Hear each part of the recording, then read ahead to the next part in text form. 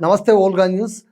So ఇవాళ చంద్రబాబు నాయుడు కేసుకు సంబంధించి ఒక పెద్ద బ్రేక్ అప్డేట్ వచ్చింది. అదే క్వాష్ పిటిషన్కి సంబంధించి 17A క్వాష్ పిటిషన్కి సంబంధించి సుప్రీంకోర్టు ధర్మాసనం దిసభ్య కమిటీ ధర్మాసనం తీర్పు వెల్లడించింది. దీనికి సంబంధించి ప్రముఖ న్యాయవేత్త నేరేళ్ల మాల్యాద్రి గారు మనకు ఫోన్లో అందుబాటులో ఉన్నారు. ఆయన అడిగి వివరాలు తెలుసుకున్నాం. సార్ నమస్తే సార్. నమస్కారం అండి. సార్ ఇప్పుడు చంద్రబాబు నాయుడు కేసు దీన్ని ఎలా చూడాలి సార్? ఎలా చూసేది ఏంటంటే ఓపెన్ అయిపోయింది కదా. ఇప్పుడు ఆ క్రాష్ చేయమని చెప్పేసి పిటిషన్ వేశారు వాళ్ళు. దాన్ని ఏంటి డివిజన్ బెంచ్కి వెళ్ళింది. ఒకరేమో డిస్మిస్ చేశారు ఆ పిటిషన్ ని. అంటే ఆయన చెప్పిన దాన్ని ఆయనకి ఎగనెస్ట్ ఇచ్చినట్టే కదా అర్థం. ఇంకోరేమో డిస్పోజ్డ్ ఆఫ్ అన్నారు. డిస్మిస్ చేయకుండా డిస్పోజ్డ్ ఆఫ్ అంటూ 17A అనే ఒక ప్రొవిజన్ అప్లికబిలిటీ ఉంది. శాంక్షన్ తీసుకొనే ఆయన్ని అరెస్ట్ చేయాలి, రిమాండ్ అయింది, ముందుకు పోవాలని చెప్పారు. కాకపోతే ఆయన చెప్పింది ఏంటంటే శాంక్షన్ తీసుకోనంత మాత్రాన రిమాండ్ అనే దాన్ని ఇల్లీగల్ అని అనలేము, కాబట్టి ఆ కేసు ప్రకారం అది ముందుకెళ్తుంది అని చెప్పారు. జరిగిపోయిన దాని గురించి ఇంకా అది కాన్స్టిట్యూషనల్ గా ఇల్లీగల్ అవన్నీ అనలేదు. అంటే చంద్రబాబు నాయుడు గారి వాదనని కొంతవరకు ఒప్పుకున్నారు, కొంతవరకు ఒప్పుకోలేదు. ఒక్క జడ్జి గారు, రెండో జడ్జి గారు పూర్తిగా ఒప్పుకోలేదు. కాబట్టి ఇది డివిజన్ బెంచ్ నుంచి హయ్యర్ బెంచ్ కి వెళ్ళాలి. కాన్స్టిట్యూషనల్ ఇంపార్టెన్స్ ఉంది కాబట్టి చాలా ఛానల్స్ నన్ను అడిగాను 3 బెంచ్కి పోద్దని. కానీ నాకున్న పరిజ్ఞానం ప్రకారం, అనుభవం ప్రకారం నేను 3 బెంచ్ కాదు 5 బెంచ్కి వెళ్ళాలి. ఇది ఆల్రెడీ ప్రశాంత్ భూషణ్ గారు ఒక పబ్లిక్ ఇంట్రెస్ట్ లిటిగేషన్ పిటిషన్ వేస్తున్నారు. అది పెండింగ్ ఉంది. 2018లో ఫైల్ చేసి దాంట్లో ఆయన బాగా వాదించింది ఏంటంటే, మెయిన్ వాదన ఏంటంటే కాన్స్టిట్యూషనాలిటీ కంటే ఎంక్వైరీ కానీ ఇన్వెస్టిగేషన్ చేయాలంటే పోలీస్ ఆఫీసరు ముందుగా అనుమతి తీసుకోవాలి, కాంపిటెంట్ అథారిటీ దగ్గర నుంచి ప్రొవిజన్ ఉంది. అలా చెప్పినప్పుడు ఏదైనా ఒక ఎంక్వైరీ జరగాలంటే, లేదా ఇన్వెస్టిగేషన్ జరగాలంటే పోలీస్ ఆఫీసర్స్ ఇమీడియట్ గా యాక్షన్ తీసుకోవడానికి లేకుండా సబ్మిట్ చేసి పర్మిషన్ తీసుకొని ముందుకు పోతే అది ఇంజస్టిస్ అనేది జరుగుతుంది అనేది ఒకటి. రెండోది, దీంట్లో ఇంకొకటి జరిగింది ఏంటంటే, ఈ గతంలో ఇటువంటి చట్టాలు 2 వచ్చినాయి అమెండ్మెంట్ చేస్తూ. ఆ 2 చట్టాలు కూడా స్ట్రైక్ చేసేసింది సుప్రీంకోర్టు. ఇది మూడోది. మెయిన్ కారణం ఏంటంటే, ఆబ్జెక్ట్ ఏంటంటే, ఏదైనా ఒక నేరం జరిగినప్పుడు ఒక పబ్లిక్ సర్వెంట్ ఒక డెసిషన్ తీసుకుంటాడు. తీసుకున్న డెసిషన్ కి అనుగుణంగా ఎవరికో లబ్ధి అనేది చేస్తుంది. ఇప్పుడు మెయిన్ ఉద్దేశం ఏంటి? తీసుకున్న వాడిని పనిష్ చేయాలి, ఆ డెసిషన్ రాంగ్ అని హెల్ప్ చేయాలి, ఆ డెసిషన్ ద్వారా జరిగినటువంటి నష్టం తాలూకు డబ్బులన్నీ రికవరీ కావాలి. అప్పుడే కదా రికవరీ అయితేనే కదా స్టేట్ ఎక్స్చేర్ కి డబ్బు వెనక్కి వచ్చేది, ప్రజలకి న్యాయం జరిగేది, ప్రజాస్వామ్య దుర్వినియోగం కాకుండా ఉండేది. ఆ ఆస్పెక్ట్ మీద రైట్ గా ప్రాపర్ గా ఈ ప్రొవిజన్ సరిగ్గా లేదు. మరొక విషయం ఏంటంటే, సుప్రీంకోర్టులో ఇప్పుడు 5 బెంచ్కి వెళ్ళినప్పుడు ఎప్పటి నుంచి ఎలా జరగద్ది, మళ్ళీ మొదటి నుంచి వస్తుందా, లేకపోతే ఇప్పుడు ఇక్కడికి కంటిన్యూ అవుద్దా అని చెప్పి చాలా మంది అడిగారు. నా ఉద్దేశంలో ప్రాక్టికల్ గా చెప్పాలంటే, కొత్త బెంచ్ ఉన్న అంటే 3 బెంచ్ గారండి 5 బెంచ్ గారండి, అది ఎంతమంది బెంచ్ కాన్స్టిట్యూట్ చేస్తారని చీఫ్ జస్టిస్ గారి యొక్క ప్రెరగేటివ్ డిస్కషన్. అది కాన్స్టిట్యూషనల్ ఇంపార్టెన్స్ ఉంది కాబట్టి ఖచ్చితంగా 5 బెంచ్ ఇస్తారు. ఎందుకంటే గతంలో ఒక డివిజన్ బెంచ్ లో ప్రకాష్ సింగ్ అని చెప్పి పంజాబ్ నుంచి అరెస్ట్ కనుక ఇల్లీగల్ అయితే ఆటోమేటిక్ గా రిమాండ్ కూడా ఇల్లీగలే అని చెప్పి తీర్పిచ్చున్నారు. దాన్నే హరీష్ సాల్వే గారు వాదిస్తున్నారు. అదేవిధంగా ఇంకొక డెసిషన్ లో కర్ణాటక యడ్యూరప్ప గారికి అనుకూలంగా మరి తీర్పు వచ్చింది. 17A అప్లికబిలిటీ ఉంది కాబట్టి అతను అరెస్ట్ కానీ లేదా రిమాండ్ కానీ అవన్నీ చేయడానికి లేదా ఎన్ని ఇల్లీగల్ అని చెప్పి, మరి దానికి ఈక్వల్ గా ఒక డివిజన్ బెంచ్ పట్నా హైకోర్టులో ఒక పోలీస్ ఆఫీసర్ సంబంధించి 17A అప్లికబిలిటీ లేదు. కారణం ఏంటంటే, ఏదైనా ఒక చర్య ఒక డెసిషన్ తీసుకున్నప్పుడు అది తీసుకునేటప్పుడు చేసేటువంటి యాక్టివిటీస్ ఏ ఉంటాయో, అతను గవర్నమెంట్ సర్వెంట్ అయినా కూడా తప్పు చేసేటప్పుడు ఆయన ప్రొటెక్షన్ ఉండదు. అతను చేసే ఇల్లీగల్ యాక్టివిటీ అయినప్పుడు అది చేసిన దానికి ప్రొటెక్షన్ అనేది లేదు. కాబట్టి ఈ శాంక్షన్ అనేది అవసరం లేదు అనేది అక్కడ వాదించారు. కాబట్టి ఇవన్నీ గమనించినప్పుడు మనకు అర్థమయ్యేది ఏంటంటే కాన్స్టిట్యూషనాలిటీ గురించి చాలా రామిఫికేషన్స్ లేకపోతే ఇంప్లికేషన్స్ చాలా ఉన్నాయి కాబట్టి, వాదనలు ప్రతివాదనలు బాగా ఉన్నాయి కాబట్టి, చాలా మంది కేసుల్లో ఈ యొక్క సెక్షన్ ఇన్వాల్వ్ అయింది కాబట్టి ఖచ్చితంగా ఒక పై బెంచ్ కి దీన్ని రెఫర్ చేస్తారు. పై బెంచ్ కూడా మొట్టమొదటి నుంచి అన్ని విషయాలు కూలంకుషంగా చర్చించి దాని మీద చేపిస్తుంది. అంటే సార్ ఇది కథ మళ్ళీ మొదటికి వచ్చినట్టని అనిపించట్లేదా? మొదలుకు వచ్చేది ఏముందంటే ఆఖరికి వచ్చింది అంటే ఇవి ఇప్పుడు కింద కోర్టు ఆ పై కోర్టు ఆ ప్రొసీజర్స్ అన్ని అయిపోయినాయి కదా. అంటే ఈ పర్టికులర్ పై బెంచ్ ముందల మొదలుకు వచ్చినట్టు అయినా కూడా ఇక్కడ దాకా జరిగిందంతా అయిపోయింది కదా. అవును కాబట్టి ఇక్కడ ఈ ఫైనాలిటీకి వచ్చే దాంట్లో మొదలుకు వచ్చింది. సార్ ఇప్పుడు చంద్రబాబు నాయుడు గారు ఇప్పుడు ఎన్నికల సమయము, ఇప్పుడు సిజే బెంచ్కి ఇది డెస్క్ పైన ఇది వెళుతోంది. అక్కడ ఎంతలోగా మళ్ళీ ఒక బెంచ్ ఏర్పాటు చేసి మళ్ళీ వాదనలు కొనసాగే అవకాశం ఉంటుంది సార్? టైం డ్యూరేషన్ ఎంతవరకు ఉండొచ్చు? దీనికి టైం లిమిట్ ఏముండదండి. టైం లిమిట్ ఏముండదు. అసలు బెంచ్లకి హయ్యర్ బెంచ్ రెఫర్ చేసినప్పుడు జడ్జెస్ మామూలుగా మిగతా బెంచెస్ లో బిజీగా ఉంటారు కాబట్టి హయ్యర్ బెంచెస్ కి టైం తక్కువ ఉంటుంది. కాబట్టి ఇయర్స్ అవుతుంది. ఎలక్షన్ కి దీనికి సంబంధం లేదు. ఏ బెంచ్ కన్స్టిట్యూట్ చేస్తారు ఎవరు అంటే ఇప్పుడు దాకా తీర్పులు ఇచ్చిన వాళ్ళు ఎవరు కూడా ఈ బెంచ్ లో ఉండరు. అంటే ఈ డివిజన్ బెంచ్ లో ఉన్న 2 జడ్జిలు ఉండరు.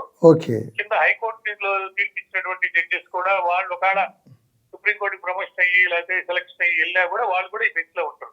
ఈ బెంచ్ లో ఉన్న 3 బెంచ్ కానీ 5 బెంచ్ కానీ జడ్జెస్ ఇండిపెండెంట్ గా ఉంటారు. గతంలో ఈ కేసుకి సంబంధించి ఏ వ్యూ ఎక్స్ప్రెస్ చేయని వాళ్ళని చూసి బెంచ్ లో కన్స్టిట్యూట్ చేసి పెడతారు. మరొకటి ఏంటంటే 3 బెంచ్ 5 బెంచ్ అనేది తీర్మానించే ముందల ఈ బెంచ్ డెసిషన్ ని సుప్రీంకోర్టు చీఫ్ జస్టిస్ ముందు పెడతారు. ఈ రికార్డ్ అంతా పెడతారు. దీంతో పాటు ఆఫీస్ నోట్ కూడా ఉంటది. ఏ ఏ తీర్పుల్లో ఎలా ఇచ్చారు, ఈక్వల్ బెంచెస్ ఏమైనా ఇటాటి సంబంధించి ఏమైనా తీర్పు ఇచ్చిందా, 5 బెంచ్లకి 3 బెంచ్లు ఏమైనా తీర్పు ఇచ్చినాయా, ఎన్ని నోట్ పెడతారు. ఏమేమి పెండింగ్ ఉండేటువంటి కేసెస్ కూడా పెడతారు. ఒక్కసారి 5 బెంచ్ అటువంటి కన్స్టిట్యూట్ చేసినప్పుడు ఆ బెంచ్ లో వచ్చే డెసిషన్ దాకా ఇట్లాంటి కేసుల మీద ఎటువంటి తీర్పు ఇవ్వకూడదని కూడా ఆర్డర్లు ఒక్కోసారి ఇస్తుంటారు అన్నమాట.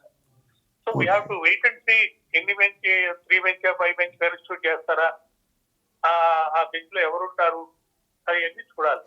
So election దాటిపోవచ్చు. ఎలక్షన్ కి సంబంధం లేదండి. It takes its own time. చాలా బెంచ్ డెసిషన్లు చాలా సంవత్సరాల నుంచి పెండింగ్ ఉన్నాయి. సో మరి ఆంధ్రప్రదేశ్ డివిజన్ జడ్జిమెంట్ పెండింగ్ ఉంది కదా. అవును సార్. అలాంటి 370 మంది ఇచ్చారు. అయోధ్యకి 2 సంవత్సరాలు పట్టింది. అవును. బెంచ్ దగ్గర నుంచి డెసిషన్ ఎంత తొందరగా వస్తుందని చెప్పలేము. కానీ ప్రెజెంట్ చీఫ్ జస్టిస్ చాలా యాక్టివ్ కాబట్టి ఆయనకున్న టర్మ్ తక్కువ. నెక్స్ట్ ఆయన గాడ్జెట్స్ అన్ని వాడుతున్నారు. అంటే automation, artificial intelligence, translation of judgments ఇక్కడ చాలా స్పీడ్ గా జరుగుతున్నాయి. సెలక్షన్ ఆఫ్ జడ్జెస్ చాలా స్పీడ్ గా జరుగుతున్నాయి. రోస్టర్లు మార్చారు. వాయిదాలకి మెమోలు వేసి వాయిదాలు తీసుకునే సిస్టాన్ని తీసేశారు. ఇలా చాలా రాడికల్ గా చేంజెస్ జరుగుతున్నాయి. అంటే అదే విధంగా సైంటిఫిక్ గా కూడా చాలా డెవలప్మెంట్స్ ఉన్నాయి. కాబట్టి వీలైన తొందరగా త్వరితగత న్యాయాన్ని అందించేదానికి ఎక్కువ అవకాశాలు ఉన్నట్టుగా మనకు అనిపిస్తుంది. సార్ ఇప్పుడు ఎలక్షన్ ముందు, ఎలక్షన్ సమయంలోన ఈ రకమైనటువంటి తీర్పు వెలువడడం చంద్రబాబు నాయుడు గారికి ప్లస్సా మైనస్సా సార్? ఖచ్చితంగా మైనసే. కాకపోతే దాంట్లో ఉన్న కొన్ని ఇంట్రికసీస్ లేకపోతే ఇంటర్నల్ గా తీర్పులో వచ్చినటువంటి మాటలు లేకపోతే వాదనలు వీటిని జాగ్రత్తగా ప్రొజెక్ట్ చేసుకుంటే ప్లస్ అవుతుంది.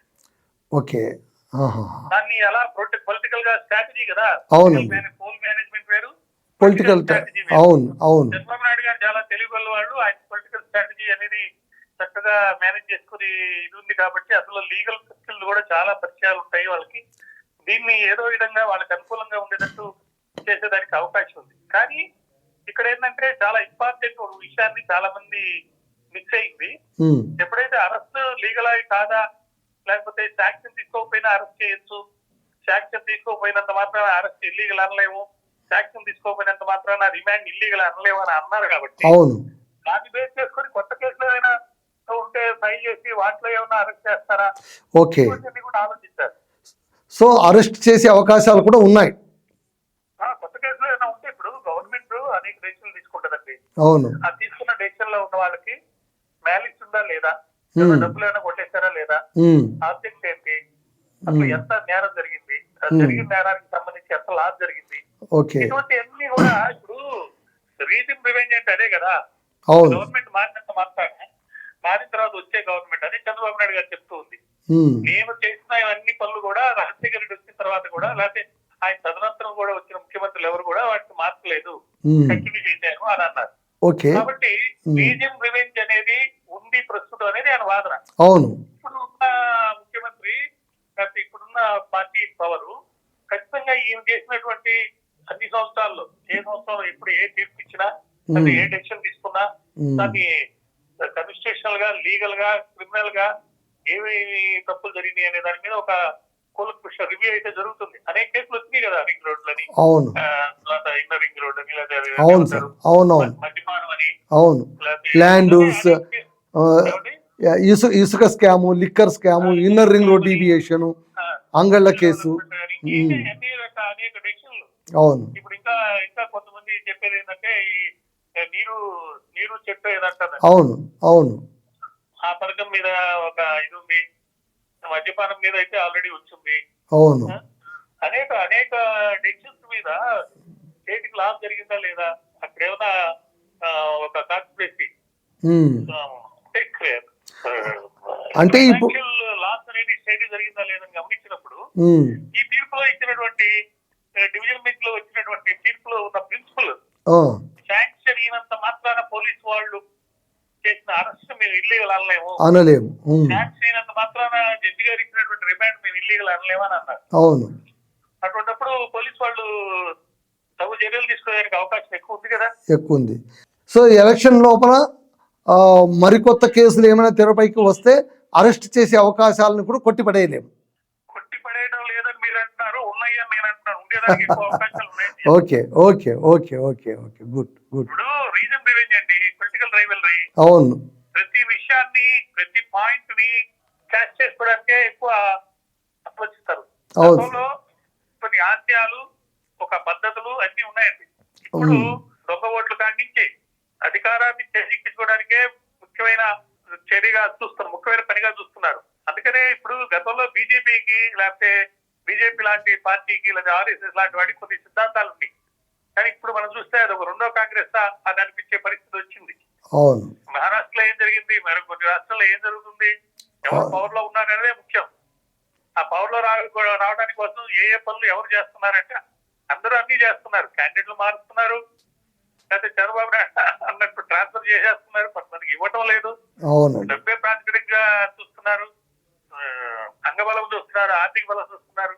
ఇవన్నీ చూసేటప్పుడు ఖచ్చితంగా ఇటువంటి తీర్పు వచ్చినప్పుడు ఈ తీర్పులో ఉన్న రుచుకులో లేకపోతే ఈ తీర్పులో వచ్చినప్పుడు పాయింట్ లో వాళ్ళకి అనుకూలంగా మార్చుకొని దాంట్లో పొలిటికల్ స్ట్రాటజీగా చేసి ప్రొజెక్ట్ చేసి ప్రజలు విజులైనటువంటి ప్రజల ముందుకి ఏదో విధంగా వాళ్ళ దగ్గర నుంచి ఆ ఓటు కొట్టేసేదానికి ఖచ్చితంగా ప్రయత్నం జరుగుతుంది. మనం ఏం చూడాలి సార్. ఇప్పుడు ఒక చిన్న చివరి క్వశ్చన్ సార్.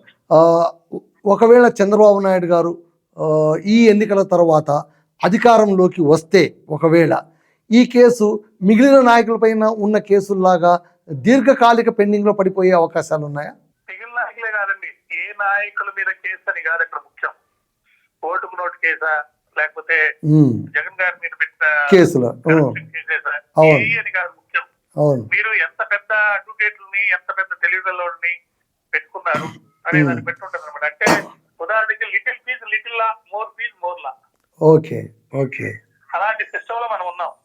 ఇప్పుడు కాస్ట్ అడ్వకేట్ ముకుల్ రోత్గి గారు, ఇప్పుడు మా కొలీగ్ హరీష్ సాల్వే గారిని లేకపోతే వీళ్ళందరినీ పెట్టుకున్నారండి. దాని పేరేంటి, ఇంకా చాలా మంది ఉన్నారు కదా, వీళ్ళందరినీ పెట్టుకోవడానికి సిద్ధార్థ రుద్ర ఫీజెస్ కానీ వాళ్ళు ఇక్కడ రావడానికి కానీ పోవడానికి కానీ ఇలా ఎన్నో చర్యలు ఉన్నాయి కదా, ఎన్నో కాస్ట్లీ ఉన్నాయి. ఇవన్నీ పెట్టుకోవాలంటే దానికి కావాల్సినటువంటి ఇప్పుడు కొత్త సిస్టమ్ కదా, ఆఫ్లైన్ ఆన్లైన్ అటువంటి పెట్టారు. ఆఫ్లైన్ అంటే మీరు రాకుండానే ఆర్పీ చేయటం. ఎక్కడో హరీష్ సాల్వే గారు లండన్ దగ్గర ఎక్కడో దీపం కొనుక్కొని అక్కడ ఉంటున్నారు, థర్డ్ మ్యారేజ్ చేసుకుని. సో అక్కడి నుంచి ఆయన ఆర్పీ చేస్తున్నారు. ఆ సిస్టమ్స్ అన్ని ఇన్ని పెట్టుకొని అంత పెద్ద సీనియర్ అడ్వకేట్ పెట్టుకోవాలంటే కాస్ట్లీ చెప్పారు కదా. అవును, అవునండి. కాబట్టి డిలే అనేది జరుగుతుంది. డిలే చేసేదానికి ఒక విధంగా చెప్పాలంటే మనకున్న సిస్టమ్ లో అవకాశం ఉంది. ఓకే, కేసెస్ ఎక్కువ ఉన్నాయి, ఓకే తర్వాత ప్రొసీజర్ ఎక్కువ ఉంటుంది. ఓకే దాని తగ్గట్టు లాయర్లు వాళ్ళ ఇంటెలిజెన్స్ తోటి ఇప్పుడు తెచ్చే ఇల్లీగల్ లాస్ ఉమ్, ఇల్లీగాలిటీ తనం ఓకే ఓకే ఇల్లీగాలిటీ ఇస్తే లీగల్ గా చేస్తారు. ఉమ్, ఉమ్, ఒక న్యాయపద్ధతిలో లేదు. ఓకే కానీ ఆలోచన ఏదైనా ఉన్నాయి. Okay sir okay sir thank you very much అండి thank you very much for information నమస్కారం అండి. ఓల్గా పెన్షన్ కూడా thank you sir thank you very much ప్రజలందరూ పవిత్రమైన తన ఓటు హక్కుని విజ్ఞతతో ఆలోచించి సరైన వాళ్ళని ఎన్నికల్లో గెలిపించే కృషి చేస్తారని ఆశ. తప్పకుండా సార్ మనందరి ఆలోచన కూడా ఆశయం కూడా అదే కాబట్టి తప్పకుండా అదే జరుగుతుందని మనం ఆశిద్దాం సార్. నమస్తే sir thank you very much. So ఇదండి వోల్గా న్యూస్కు మన ప్రముఖ న్యాయవాది నేరేళ్ల మాల్యాద్రి గారు ఇచ్చినటువంటి ఇంటర్వ్యూ. ఇందులో సారాంశం క్లుప్తంగా ఒకటే ఏంటి అంటే చాలా క్లియర్ కట్గా ఈరోజు ద్విసభ్య తీర్మానంలోన ద్విసభ్య కమిటీ తీర్మానంలోన రిమాండ్ అనేటువంటి దాన్ని తప్పు పట్టడానికి వీల్లేదు అనేటువంటి అంశం ఒకటి వెలుపులోకి వచ్చింది కాబట్టి మళ్ళీ కొత్త కేసులు ఏమైనా వెలుగులోకి వస్తే అరెస్ట్ చేయడానికి ఇకపైన పోలీసులకు ఎలాంటి ఇబ్బందులు ఉండకపోవచ్చు. సో ఈ రకంగా చంద్రబాబు నాయుడు గారికి ఇదొక రిస్క్ ఫ్యాక్టర్ అని ఒక అంశం చెప్పారు. ఇంకొక అంశం ఏం చెప్పారంటే ఒకవేళ ఈ రానున్న ఎన్నికల్లోన చంద్రబాబు నాయుడు గారు విజయం సాధించి అధికారాన్ని ఒకవేళ చేజిక్కించుకోగలిగితే ఈ కేసులు దీర్ఘకాలికంగా వాయిదా పడుతూ పెండింగ్లో ఉండే అవకాశాలు కూడా లేకపోలేదు. కాకపోతే దానికి చాలా ఖర్చు అవుతుంది. ఆ ఖర్చుకు వాళ్ళు సిద్ధంగా ఉంటేనే ఇది సాధ్యపడుతుంది అని అంటున్నారు. ఇదే అండి ఈరోజు చంద్రబాబు నాయుడు గారి పైన క్వాష్ పిటిషన్ పైన వచ్చినటువంటి తీర్పుకు సంబంధించినటువంటి సమాచారం. నమస్తే.